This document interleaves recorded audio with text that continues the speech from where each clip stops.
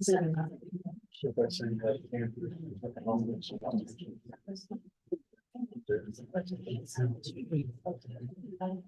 like to call to order the regular meeting for the Greeneview Local Schools Board of Education for November 21st, 2024. If you could call the roll, please.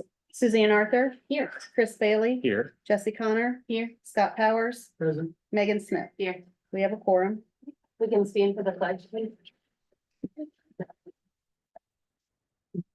I pledge Allegiance to the flag of the United States of America and to the republic for which it stands, one nation, under God, indivisible, with liberty and justice for all.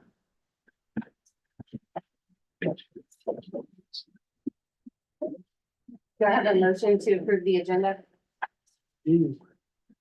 Second. Mrs. Arthur. Yes. Mr. Bailey. Yes. Mrs. Connor. Yes. Mr. Powers. Yeah. Mrs. Smith. Yes. Motion passes.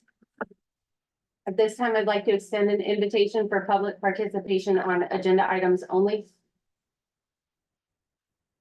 Hearing none, we'll move to item 2, presentation, STEAM powered projects, Mrs. Angela Bryant, Library and Digital Media Coordinator. Fantastic. And I can have the students who can tonight join me. You guys, how about we have you guys line up? We can go diagonally over there. And then are you gonna wear this thing since your sister might be there? We should have to. Got it. Stand there. And I lost.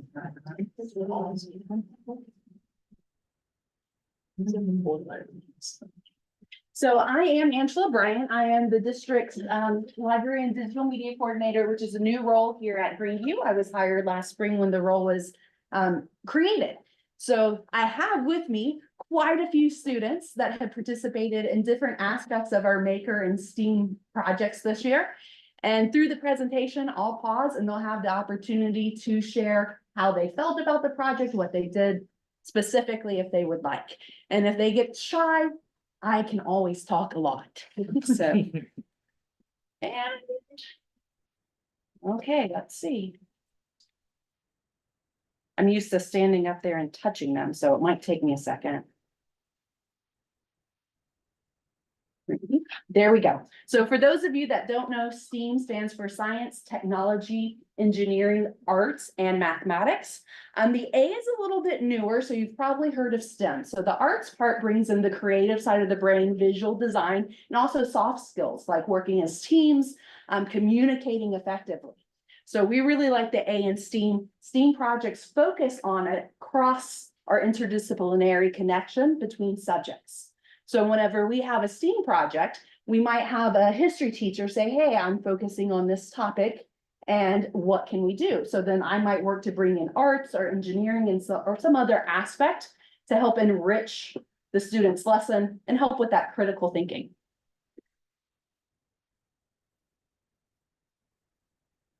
Thank you. You hear me clicking. So one of the tasks that I was given was to set up maker spaces. At the middle school, we have a large room. It was a former computer lab at the back of the library space where I've set up for a maker space. We can have entire classes in that space. On our Monday Maker Club, we actually have about 50 kids on the club roster and we all fit. It's a tight fit, but we all fit into that space. At the high school, we have one corner of the library designated for our maker area with different tools set up. You'll see a few pictures. Our very first middle school Maker Club project was 3D representations of our names and buttons. So one of our makers put his name using Kiva planks and built it up several layers. We also see down in the bottom corner, I'm just going with the middle school ones. Oh, I've got a pointer. Hold on. Oh, no, I don't. Okay, but I figured out how to advance it. Students, we talked about chemical reactions and how different things react differently, especially with acids and bases, and they ended up going back to the day of George Washington and his spies and created invisible messages, which they then uncovered with regular household ingredients. So that was a really fun day. My makers, there are some, I don't always take pictures of those because we're quite busy and there are a lot of us. So there have been some other projects that we've done at Maker Monday at the middle school. Would any of you like to speak to those? Maybe one that you enjoyed? Yes, sir. My name's Hunter and I learned how to print and upload stuff to a 3D printer. So all of our maker spaces do have 3D printers and they're designed with students in mind. So anybody else? There was one that was really fun a few weeks ago. Hi, I'm Aislinn, and we used some water and a tablet, and we were able to make mini rockets go up in the air. So once again, going back to those chemical reactions using Alka-Seltzer to build up gas and then pop film canister rockets. Some of them flew up past the top of the little media center ledge there. So some of them got some good height. The students themselves tried to make them a little bit more aerodynamic by adding those nose cones and then of course fins to them. So that was fun to watch and there was a lot of running and excitement that day. At the high school, we don't have a club per se, but students are invited on Tuesdays to stay after and they can use the space as they see fit. And I do have different things in the space that day if they would like to use them. They're invited, of course, to use the 3D printers.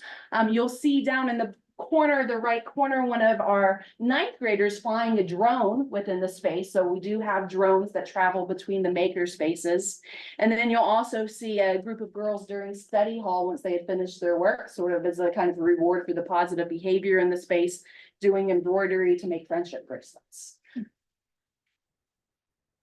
So these are a lot of the tech tools that we have in the spaces. You'll notice 3D printers and 3D pens, which the students get very excited about. The robots and drones as well, podcasting equipment, digital cameras, so on, so forth. Anything with an asterisk is something that travels between the schools as needed for projects or for the after-school programs. And now to some of the fun stuff. Our library special this year at the middle school, we have brought in a news show. It's once a week. This is the first year that they've had that, so it's very much modeling off of what we see within the high school. I'm going to play just a quick clip of the first one. Probably just, will you touch the first video that's behind a play button? This one, the video itself. And we'll stop it just after a few seconds.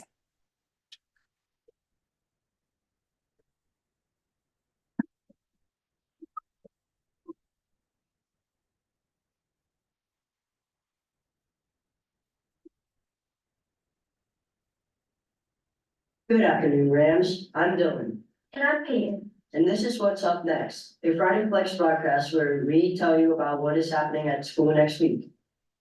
For breakfast next week, the cafeteria serving We can go ahead and pause it. cinnamon orange. Thing. So Dylan, who is here tonight, was actually one of our he was our first host. We had 2 hosts, so the very first host there at the middle school's news show. And then we also have Luke with us tonight. No, Logan. Logan, I called you Luke. See, I needed to play your video. Who is with us tonight, which was our first 4th grade host. Would either of you like to speak to your experience? My experience with the What's Up Next show is, it was very exciting, very, made me have like connections with the other grades, having them get to know each other more, having them see what, really interacting with each other's students. Just to have a feel for social environment. But really it was an awesome time for us, me and my other host, Peyton. It was very fun and yeah, it was amazing. We laughed a lot during the recording. Yeah. I will say with Logan, since you're shy right now, I was very impressed by Logan. So we had another gentleman on their team of 3. So the students are chosen by the librarian based on their behavior within the class. And she sends them to me when it's time to record. So their 3rd person, who ended up being on production staff, after he read through the script once and the video camera was actually in front of him, even though it was on, he was like, And Logan was like, you know what? I can do it. I'd like to try that. So he stepped in and made sure that our video broadcast happened. So I was very impressed by him. And then, of course, at this point, we cycle grade levels every week. So every week it's a different grade level hosting our new show. We've also started something that's book talks. You've probably heard of them, little commercials. So Miss Dr. Woodruff, if you'll click on the young lady kind of in the middle, just on the video again, and we'll let this whole one play.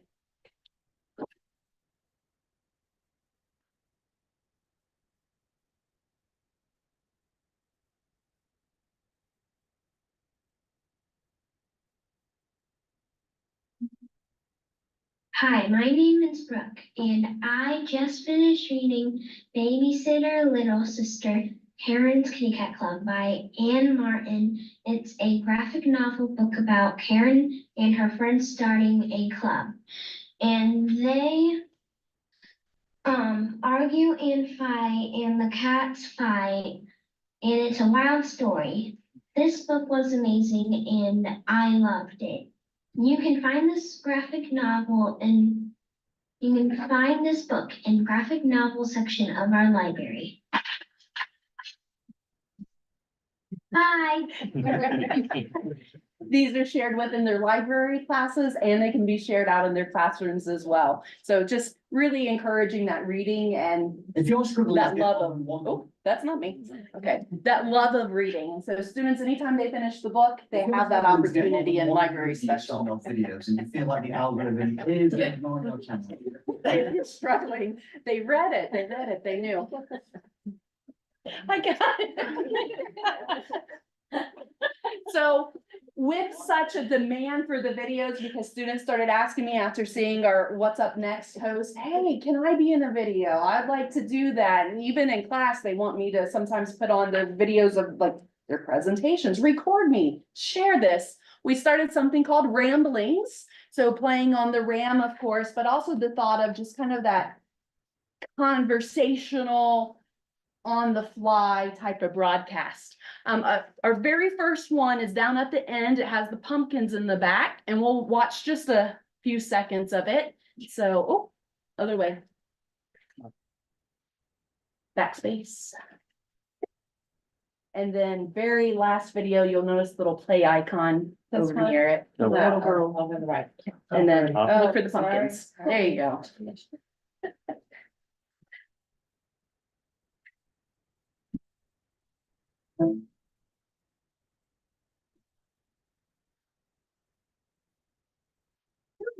My name is Mackenzie Landry. My name is Luke. Hi, my name is Sophia. Hello, my name is Jet. I'm Dominic. Maslow. Jean.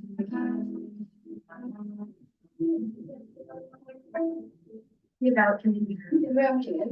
Give out candy. Give out candy. I'd rather go trick or treat. Go trick or treating. Trick or treating. Trick or treating. I'd rather go trick or treating. The trick or treating. Thank you, Dr. Woodruff. If we watch it to the end, you could actually hear our werewolves and see our zombies, but we're gonna make sure that we're not here all night. Okay, I think I've got it now. Or maybe I don't. I thought I had it. There might be a delay. Okay, so sixth grade Patriots Day. This was the first opportunity that I had to get into the middle school classes because I was not a fixture at the middle school last year. So the sixth grade teachers invited me in because they had a problem they needed solving, which was how to live stream the raising of the flag on September 11th. I ended up having to call in Mr. Davis for help because I had never had a YouTube channel before and live streaming proved to be a bit of a challenge, but we made it happen and we did live stream that for students. We also had students make paper cranes. There is a connection between the paper crane and September 11th. So we ended up having over 500 paper cranes made by our sixth graders over just a few days. Would anyone like to speak to that? Okay. Hi, I'm Tucker, and making the paper crane was a really fun experience, and it was a really good way to honor the people who passed away. Hi, I'm Aislinn, and I was one of the people who got to American flag at the American flag, but I took a bunch of vacations. I'm not gonna be able to set it up because I had it out in the snow. This is one of the giant paper cranes. So the students ended up figuring out how to make them small and really large from the tutorial. There we go. So one of the students brought this to me for in the library to be able to share out, but they ended up, and you'll notice in one of the pictures, the young lady whose hand looks like she's raising it, they actually strung them from the ceiling to the floor. And yes, you helped with that. About 20 cranes per string, and we had an art installation down at the end of the 6th grade wing that's about to come down. So that was a really cool way to honor September 11th and make some other connections as well.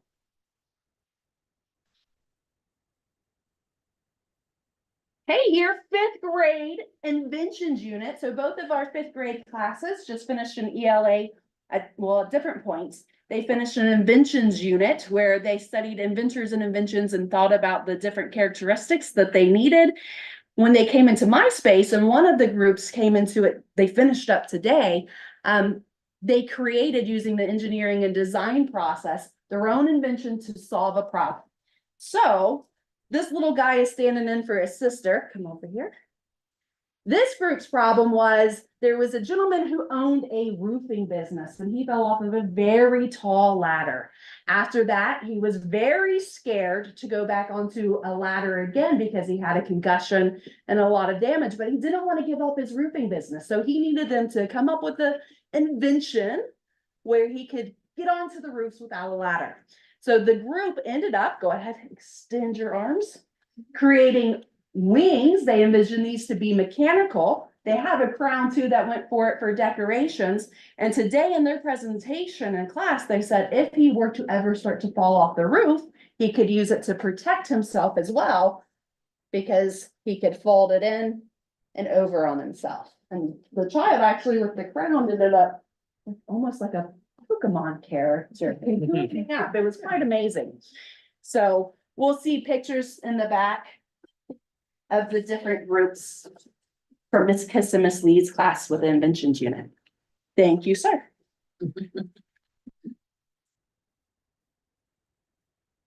Sixth grade. So one of the things that I see as a good measure is whenever you have a repeat customer.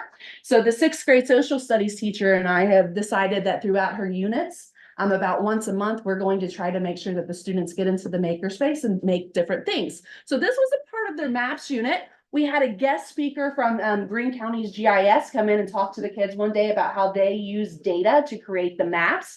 They even talked about the ability to build a map about Halloween candy routes. It was quite captivating, I thought. And then students had a choice of 6 projects to complete related to maps to reinforce their learning. Would any of my 6th graders like to speak to that? Hi, I'm Aislinn, and it was really cool because we were able to use these little robots and code on a big map and take it around to different locations and stop it and spin it and make it go in different directions. So it was really cool. We had quite a few people lose their job as bus drivers, didn't stay on the road. Those turns were rough, but the students actually went through and looked at our Jamestown street map and also Cedarville, because we're not connected to Green Cats. So they proposed places to connect, and then of course went in and worked with the robots to then drive the route to complete errands for a day in the most efficient way possible. But you can think about it if you want. Anybody else want to speak to maps units?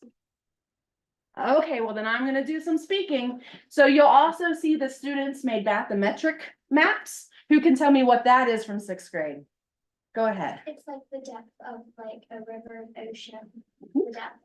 So instead of elevation, we're going under the sea. So they use modeling clay and paint to create replicas of the Great Lakes. So we took those maps, printed them out, and then they modeled them and painted them to represent that visually.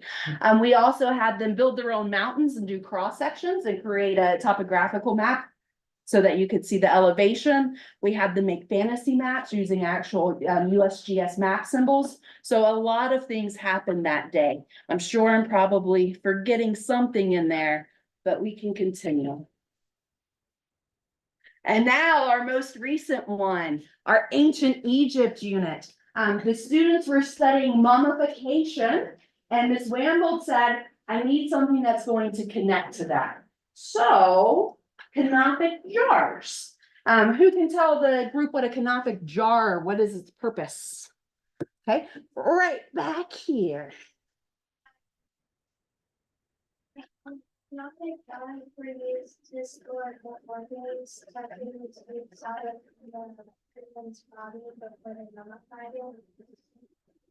And they have all four of the sons of Horus represented. They could pick which one they like, and they did their best to try to make it resemble actual jars that we saw in the museums. So we're using those color schemes, and these actually open. I'm not going to open one because I'm afraid I will break somebody's beautiful piece of work, but they can store things that they'd like.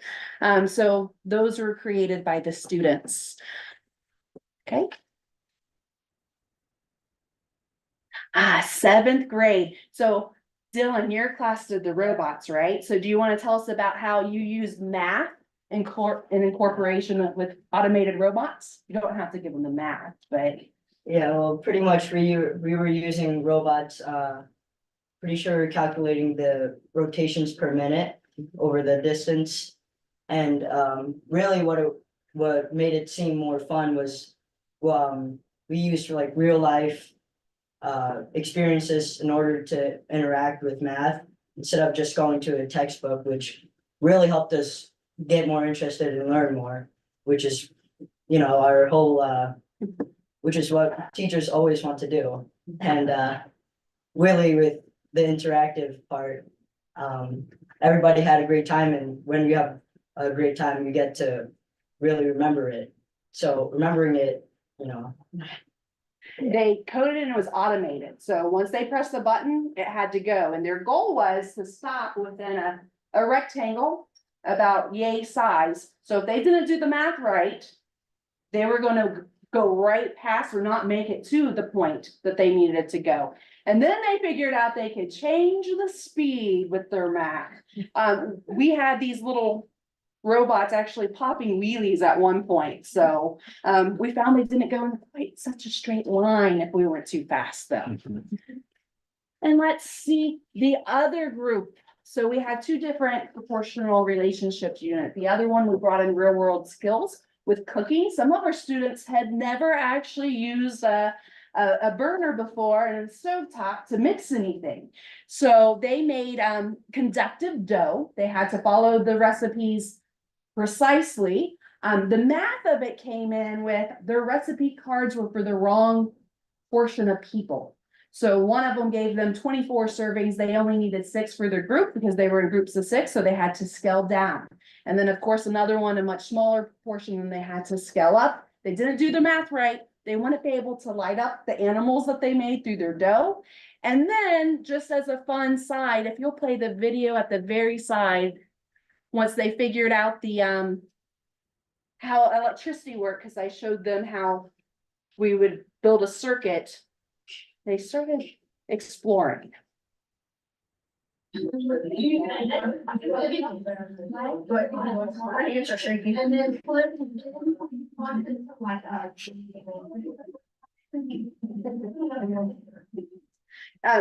few moments later, his class realized it was Jingle Bells and they started singing a little bit along. So give a buzzer to a band student. They will make music.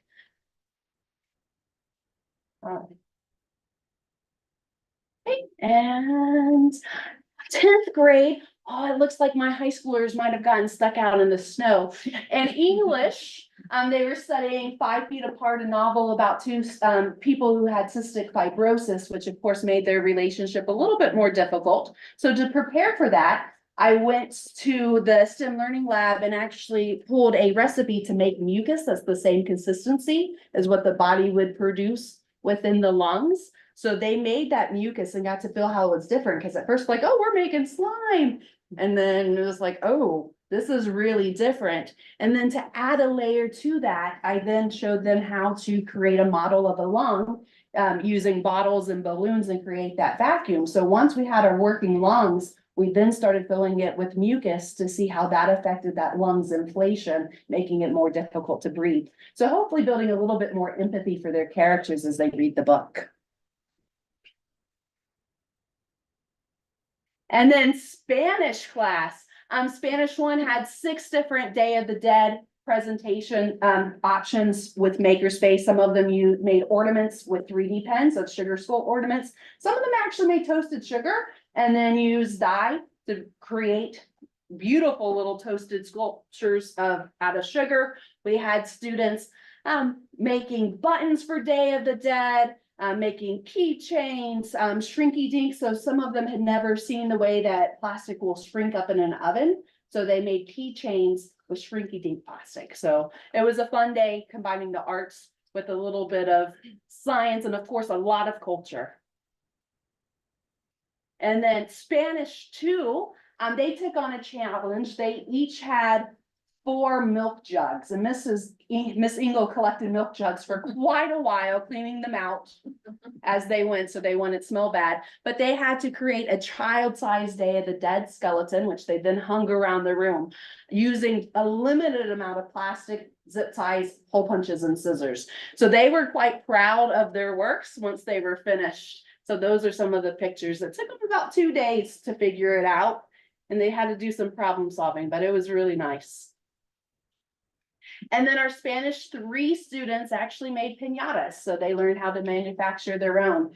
Some of them found it was a little tedious at times, especially when they were fringing the crepe paper, but all of them can hang and also have candy stuffed into them. And they made paper flowers to go with it as well. So some upcoming projects this semester that students can look forward to in the 8th grade class, they're going to manufacture board games as a part of their board games elective, where they've been studying board games and researching them. So we're going to do 3D printing, we're going to do resin molds, and of course make boards. Whatever they decide their new original game will be, we'll craft according to that. So they'll have actual board games. For Feliz Navidad, we're going to do some Latin American traditions. For the Night of the Radishes, we're going to do some radish carving, and we are looking into even making some candles as well for the Night of Lights. And then next in 6th grade, we're going to go to ancient Israel, explore the legend of the dreidel, and talk about what's legend versus what is actually recorded in history. And then they'll be able to 3D print or mold their own. And then, of course, play the game. And I do believe that is the end.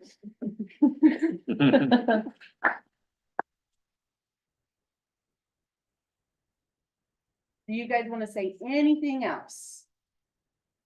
I spoke a lot. You don't have to. Okay. Thank you guys for coming. Thank you. Yes, we really appreciate you guys coming. It's always so good to see you come and tell us about the fun things that you're doing and how it's impacting your learning. At this point, we will pause the board meeting for anybody that does not want to stay for the duration. So if you would like to head out, you're more than welcome to do that. We'll take a couple minutes pause here. Can I go? No, you have to. You were a great model. Your sister will be so happy because she was so upset that she wasn't going to be here tonight. Wonderful job. She was Thank you. Good job.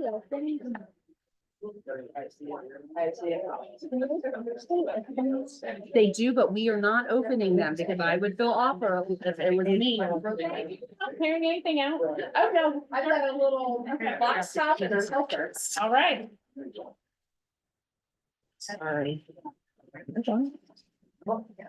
You gotta follow that. I know.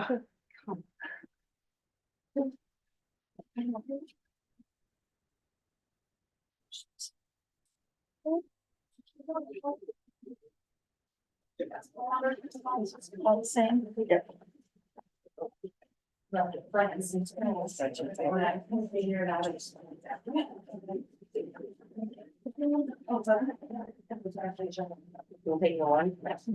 There's 2 pages.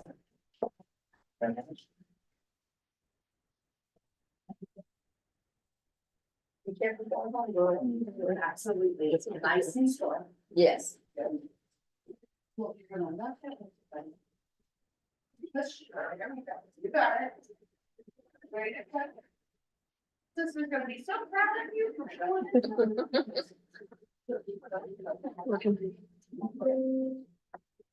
Okay, it looks like we are ready to move on to the second presentation, which is the 5-year forecast with Ms. Stinga Fisher. I gave you the spreadsheet for the forecast. I did not print out all the notes and assumptions this time. They are on the agenda for you to review. If you would, they'll be posted on the website and everything after it is approved so that both you and the public can view them at any time. So trying to save some paper here. Going over the forecast, it's a tool that's used by all the public schools in Ohio. We're required to do this twice a year. It has to be done once by the end of November and once by the end of May. It is required by the Ohio Revised Code. And what the forecast shows is 3 years of historical actual data and then 5 years of projected data. It is only for the district's general fund. It does not take into account any of the other funds of the district. I look at historical trends and current factors and the laws that are in effect at the current point in time.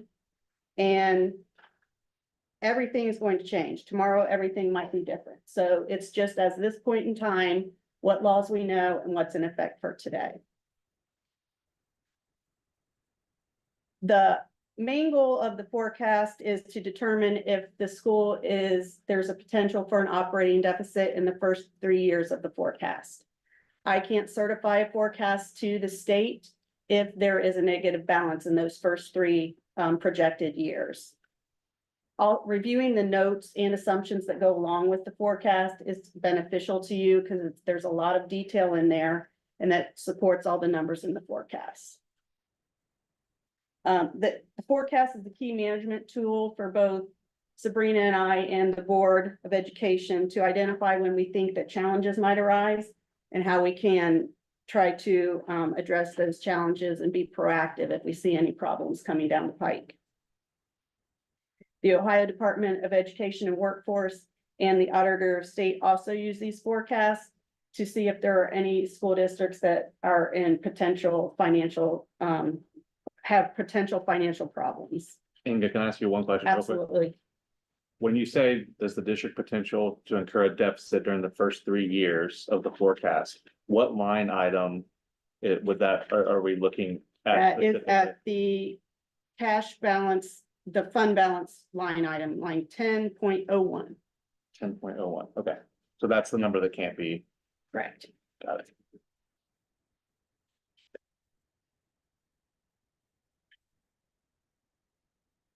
This graph shows the operating scenario that the district is facing over the next few years. And it also does have those 3 years of actual data, historical data on there, starting in FY 22, 23, and 24.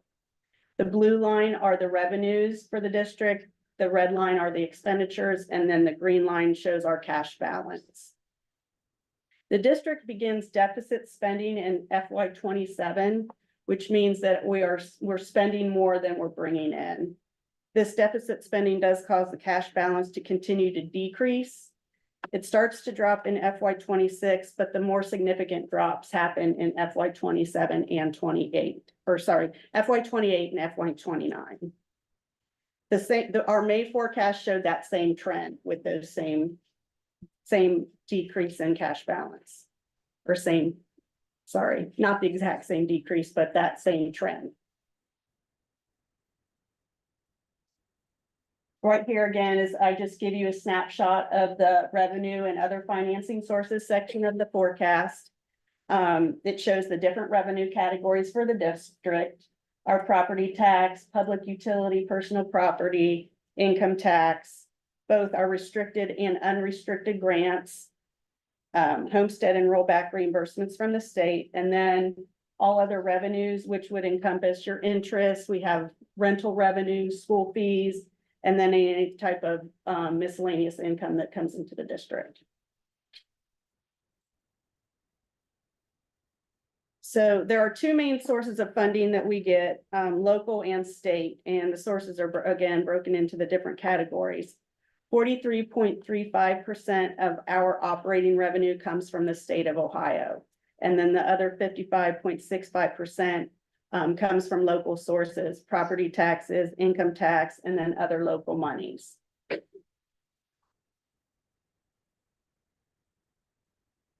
Beyond property taxes and state funding, income tax revenue is the largest revenue source for the district. For fiscal year 25 to date, income tax collection statewide has increased by around 8.7%, and Greeneview has also risen about that much. The increase is based on our July 24 payment, which included the April 15th tax return monies, and then also our October 24 payment. There are concerns that inflation is slowing the growth in this area, and the unemployment rate is beginning to rise a little bit. So because of that, we've assumed a 2% growth over the rest of the forecast. Unrestricted. Sorry, that was my fault. Unrestricted grants and aid is basically our state foundation monies, and it's based upon what is approved in each state budget. Our forecast models the most current state revenue data for FY 25, which was House Bill 33, and that's our most recent budget bill. House Bill 33 continued the implementation of this Fair School Funding Plan. It continues to educate or fund students where they're educated. FY 25 is also year 4 of the potential 6-year phase-in of the Fair School Funding Plan. So our funding status is going to depend on the next two state budgets. There's no guarantee that they will go ahead and continue the Fair School Funding Plan, or that they will fund it beyond FY 25. So because of that, I've kept state funding constant in our forecast FY 26 and beyond. Once we get information on the next budget bill, then we can update that information. Property tax revenue represents approximately 34% of all the operating revenue for Greeneview, and we have 3 different classes of property included in real estate taxes. There's residential and agricultural, which our district is 91% residential and agricultural. We also have some commercial and industrial, and then also public utility personal property. But again, we're predominantly residential and agricultural. Property tax values are established each year by the county auditors in Greene, Clinton, and Fayette, with Greene County being the county of record because the majority of our district is in Greene County. The next reappraisal cycle for property values for Greene and Clinton counties will occur in 2026 for collection in FY 27. We are estimating 5% increase in residential and agricultural values and a 2% increase in commercial and industrial, because statewide, it's a belief that all the huge increases in property values that have happened was just an anomaly. So we're going back to our normal 5%. We think that everything's going to increase. Of course, we're keeping a close eye on any of the developments that are happening in the district for new construction. And then again, the state legislature did form the Joint Committee on Property Tax Review. Their report is supposed to be finalized by December 31st. So once we know what they have decided on that, that could affect how the property taxes are, or how the properties are valued, which in turn will affect our property tax revenue.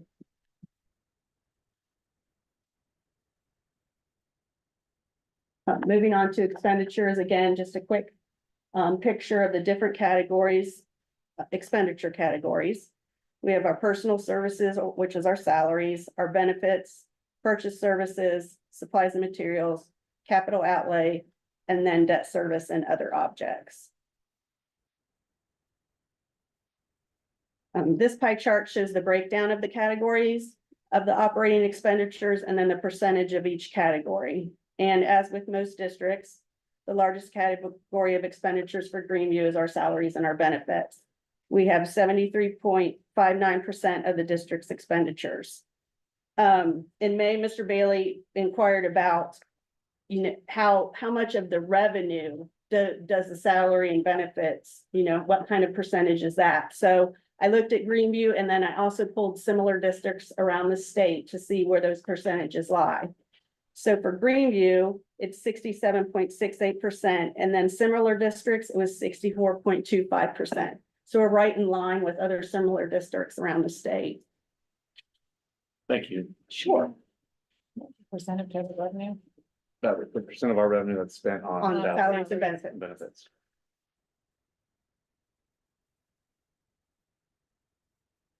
This expenditure graph shows a steady increase in all categories of expenditures over the life of the forecast. We have built-in percentage-based wage increases along with step increases for FY 26 through FY 29. We continue to be a part of the EPC Insurance Consortium. For calendar 25, our insurance increase is 7%. But for the rest of the forecast, I've estimated a 10% increase for each year.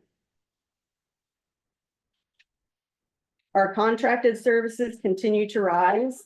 This includes instructional support services through the ESC, security services, our nursing services, and our maintenance agreements that we have is, for our HVAC, those type of things, everything's going up every year. So we've continued to increase our building an increase in the forecast.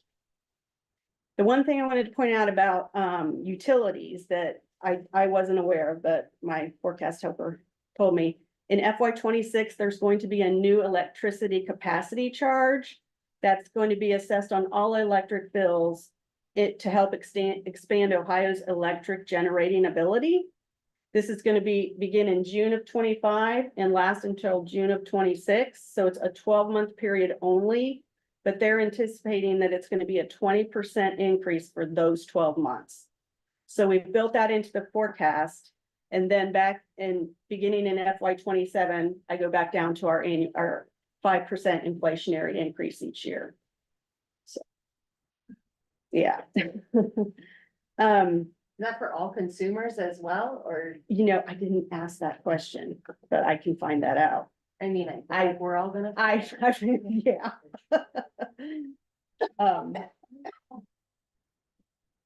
We've also, for materials and supplies and for capital purchases, I did a 5% increase each year as well. This ending fund balance shows that we've maintained a positive balance for all years of the forecast. There is an increase from fiscal year 25 to fiscal year 26. And then in FY 27, as I mentioned before, it starts to decrease with the most significant decreases coming in FY 28 and 29. And my final chart shows our ending cash balance in true cash days. This is the one that GFOA recommends between 60 and 90 days of operating cash at the end of a fiscal year.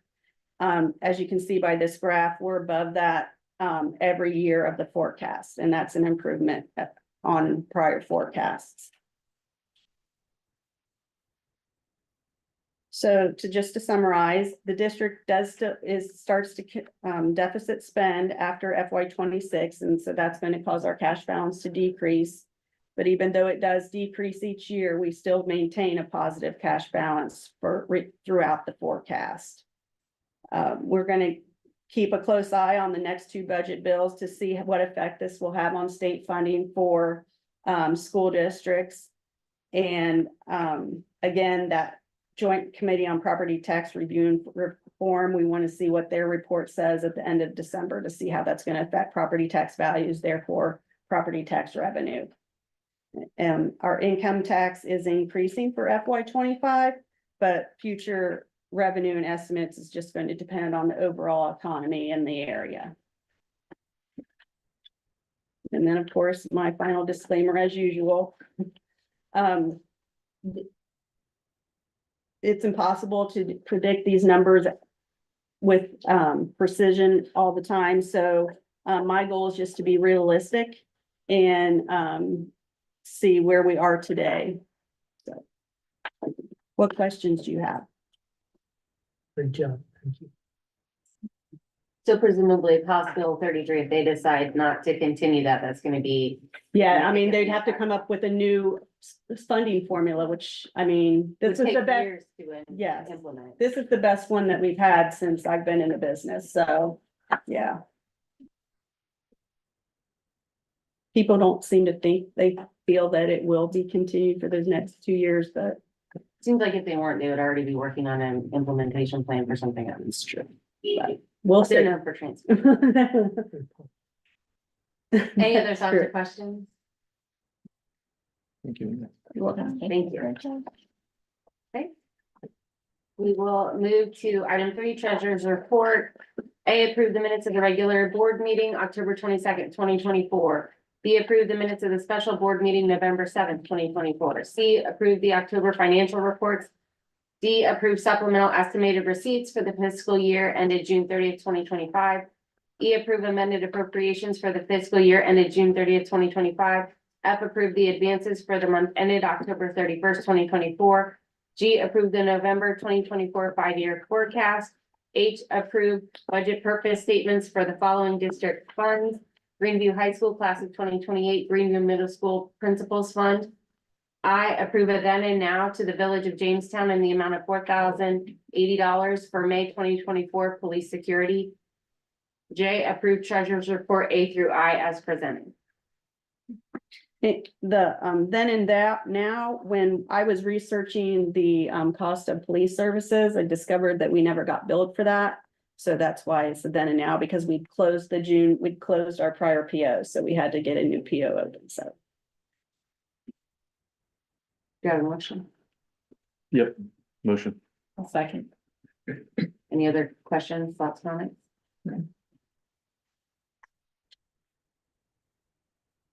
Mr. Bailey, Yes. Mrs. Connor, Yes. Mr. Powers. Yeah. Mrs. Smith Yes. and Mrs. Arthur. Yes. Motion passes. I'm sorry, Chris, you were first, right? Yes. And Jesse second. Yes. Thank you.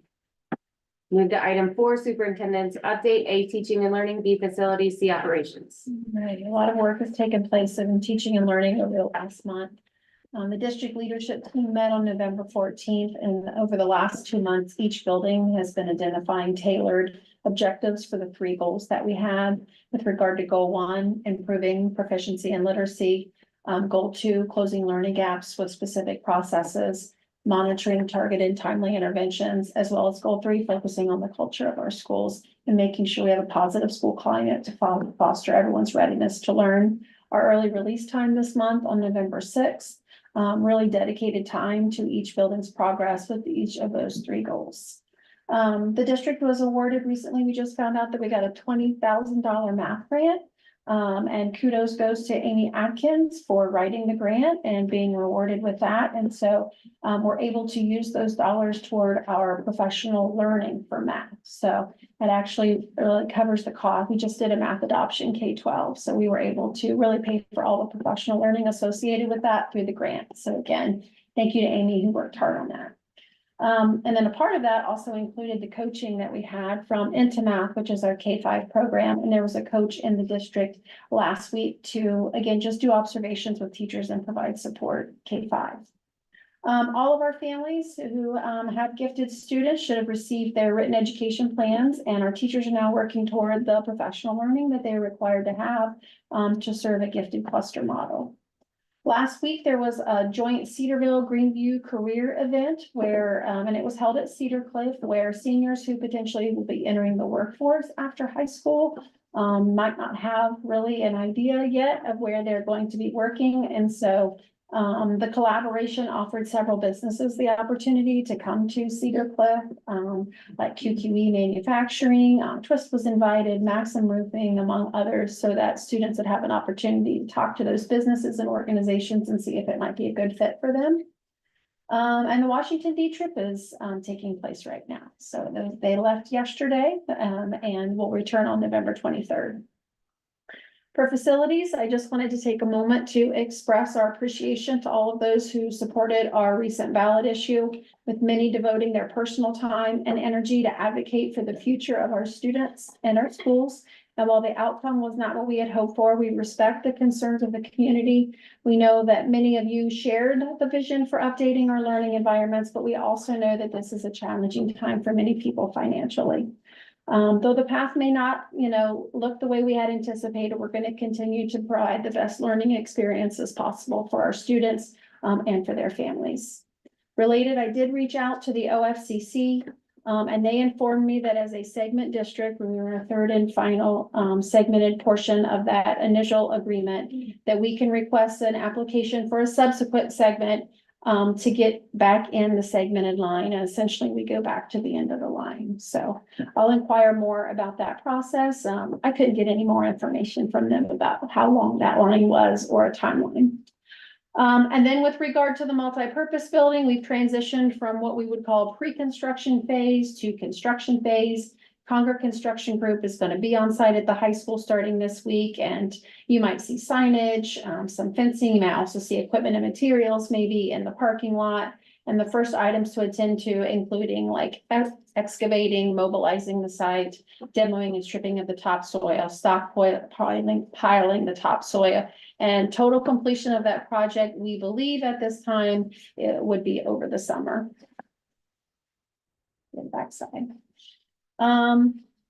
Also related, I reached out to our federal programs coordinator, our consultant, about the late liquidation extension, and she indicated that although she could not speak to the U.S. Department and their review, but she did know that there is an overall commitment to get the funds spent by the federal government, and she was hopeful that they will approve all of the late liquidation requests that come their way. So again, I left feeling hopeful from that conversation as well. Operations, Mr. Davis continues to work toward compliance requirements and student data privacy, cybersecurity. We still have work to do regarding the recent legislation and how we accomplish making sure that we attend to all of the data privacy pieces. All three buildings participated in Veterans Day activities this month, whether that's through a breakfast or a lunch or some form of refreshments. And we all celebrated and honored our American veterans for their patriotism, their love of their country, and their willingness to serve and sacrifice for all of our common good.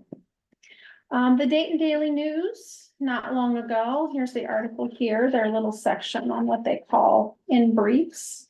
The Dayton Daily News spotlighted each Greene County School District quarterly over the year. And for the most recent submission, we chose to highlight the work of Greeneview's support organizations. So like the PTOs, the booster clubs. I also just wanted to take the opportunity tonight at the board meeting to extend gratitude to the BTO and the booster groups. The closing paragraph here really says it best, that the time and effort of each support organization doesn't go unnoticed. Greeneview is a small school providing a big experience for their students that couldn't happen without each of its support organizations. And we are better able to support our students and staff because of the work of these organizations. So thank you. And lastly, in addition to the activities that are hosted by the district, there are also many organizations within our community and surrounding area that want to support our families. And as information is shared with us, we have always posted it to our website.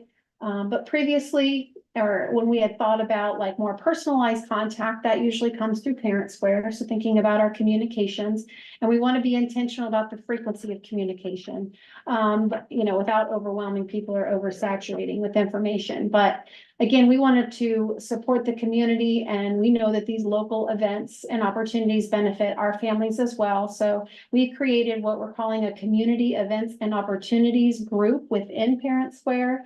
It's something that you would opt into. So the community events and opportunities group is a community group within Parent Square, meaning that parents have an opportunity, and community members, you don't just have to be associated to the school to opt in. But if you don't want to join a Parent Square group and are also interested in knowing more about events, and we've also made it easier to access this on our website by adding it to like the black navigation bar at the top of the website. So it's easier to find as well.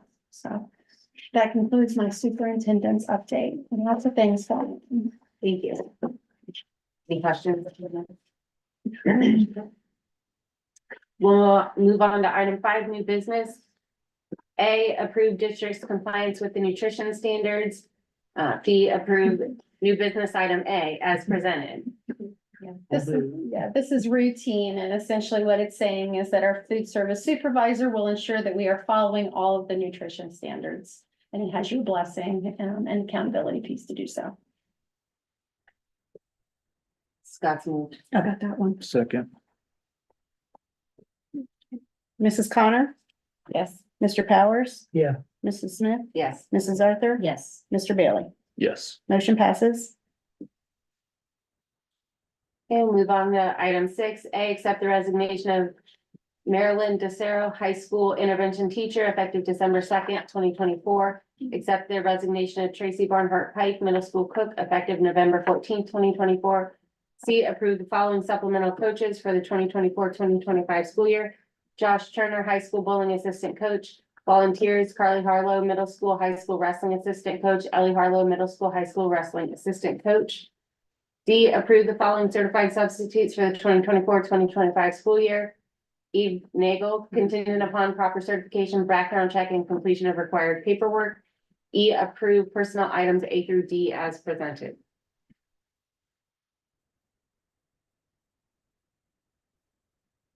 I'll move. Second. Mr. Powers, Yeah. Mrs. Smith, Yes. Mrs. Arthur, Yes. Mr. Bailey, Yes. Mrs. Connor. Yes. Motion passes. Item 7 is discussion only for board discussion. Does anybody have any updates or anything they'd like to discuss?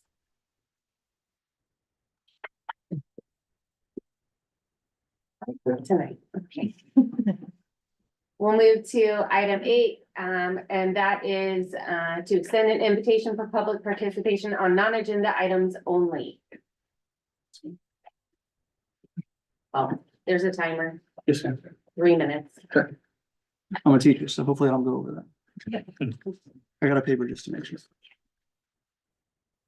Oh, whenever I start, you start? Yes. That's a lot of pressure, Scott. All right, good evening, my name is Dale Vincent. I'm a 7th grade social studies teacher at Greeneview Middle School. I wanted to bring to the board's attention tonight an issue that I'm having with my pay scale. I have 12 years of experience, but I'm currently being paid at step 11, therefore I'm being paid at 11 years of experience. This is my 13th year teaching. This is my 10th year here at Greeneview. This issue occurred 5 years ago, the 2019-2020 school year, when an agreement went into effect, which kept me at the same pay step 2 years in a row.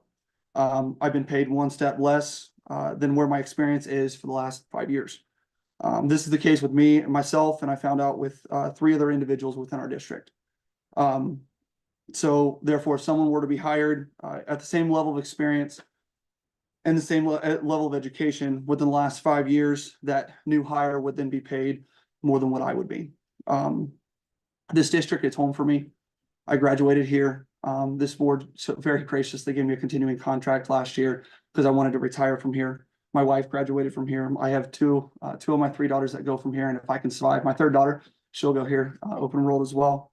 The school district community has been a huge part of our lives. I want the best for staff and students and for the community. But I also want to look at what's best and what's right for my family as well.